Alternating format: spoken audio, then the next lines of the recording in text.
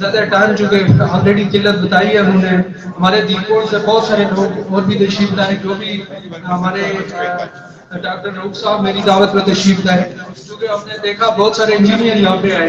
لیکن ڈاکٹر ہم نے اس میں ایک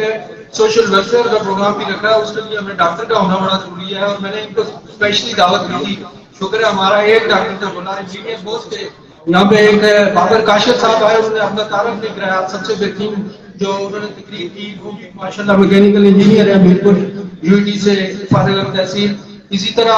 آپ سب مہمانوں کا بہت بہت شکریہ.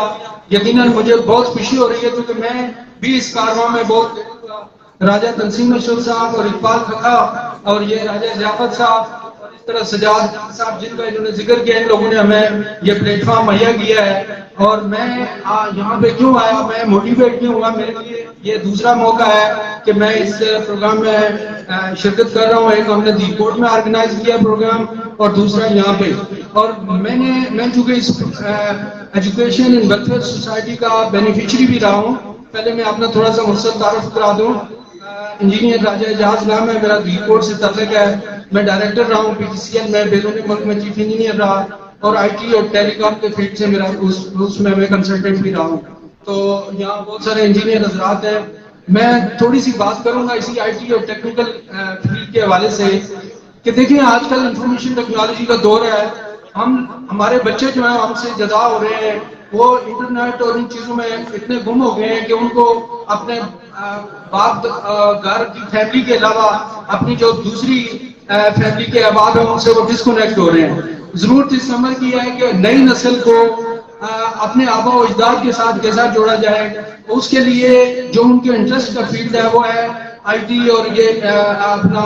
جو موبائل ان کے ہاتھ میں. اب کوئی چیز ان کے موبائل کے اندر ہوگی تو وہ دیکھ پائیں گے, باقی ان کو آپ کہیں گے تو شاید دیکھتے موبائل کو ہوں گے, آپ کی بات نہیں سنیں گے.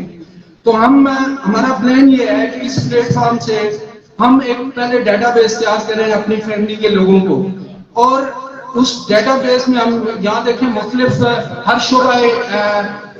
جو زندگی کے ایکسپرٹس موجود ہیں, ڈاکٹرز ہیں, انجینئرز ہیں, وکلاء ہیں, یہ ہمارے سپریم کورٹ کے ماشاءاللہ راجہ شفاعت صاحب بڑے نامور وکیل ہیں. اس طرح ہر شعبہ زندگی سے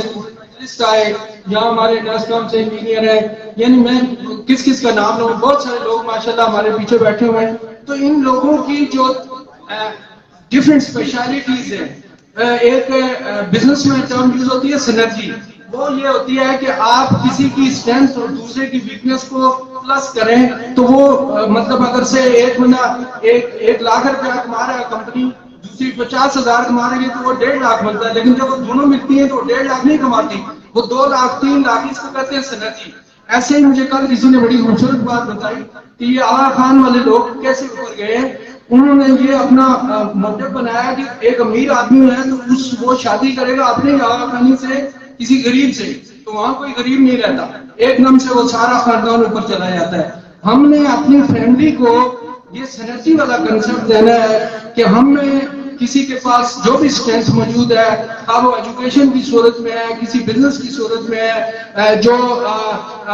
دیکھیں ہمارے سرکاری محکموں میں یہاں کتنے بڑے بڑے عمر کے لوگ ہیں, وہاں کسی بندے کا ایک چھوٹا, وہ کہتے ہیں جوتے کو تنکے کا سارا, ایک چھوٹے سے کام کے لیے یہ شہباز صاحب نے اتنے لوگوں کا کام کیا ہے. کل ہی مجھے کوئی بات بتا رہا تھا ایک دور سے, یہ لطیف حسن صاحب نے بتایا کہ شاید ایک بندہ کو قتل ہو گیا, اس نے قتل کر دیا, تو وہ جب ان کی سوسائٹی بنی ہوئی تھی تو وہ ان کے پاس گیا یا میری جان بچا دیں, تو انہوں نے کتنا پیسہ اکٹھا کر کے ایک انسان کی زندگی بچا دی. تو دیکھیں ہم ایک فیملی ہے, ہم نے یہاں ایک ڈی این اے کو اکٹھا کیا ہے. یہ چونکہ آج کل کے دور میں ہم لوگ بالکل اسپریڈ ہو گئے ہیں,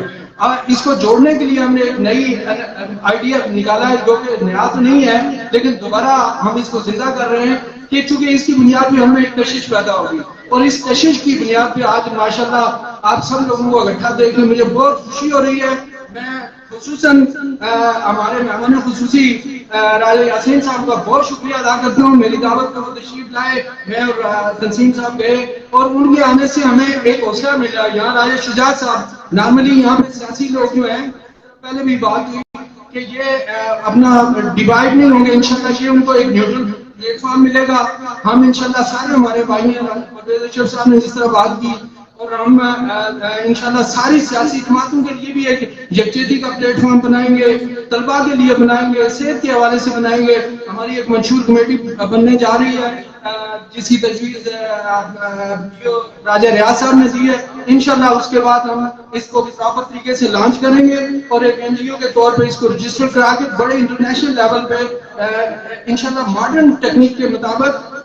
ہم اپنا ڈیٹا بیس تیار کریں گے اور شجرہ نسب بنائیں گے. یعنی بہت سارے اس کا واسٹ پلاننگ ہم انشاءاللہ جب اپنا آئین تیار ہوگا آپ لوگوں کے سامنے پیش کر کے اس کی اپروول لے کے پھر اس کا ڈھانچہ وقتی طور پہ ہم نے رابطہ کونسلیں بنانی ہے. پہلے بھی کچھ کمیٹیز بنائی ہوئی ہیں، اس میں کوئی اضافہ کرنے کی ضرورت ہوئی وہ بھی بنائیں گے. میں اسی پہ آپ سب لوگوں کا ایک دفعہ پھر بہت دل سے شکریہ ادا کرتا ہوں کہ چونکہ میں نے اس میں کافی ان کے بیسیکلی اصرار پہ میں آیا اور میں نے پھر حالانکہ بہت ڈسکریج کر رہے تھے لیکن الحمدللہ آج بہت خوشی ہو رہی ہے مجھے اور میں اس کا مبارکباد دیتا ہوں اس شخص کو جس نے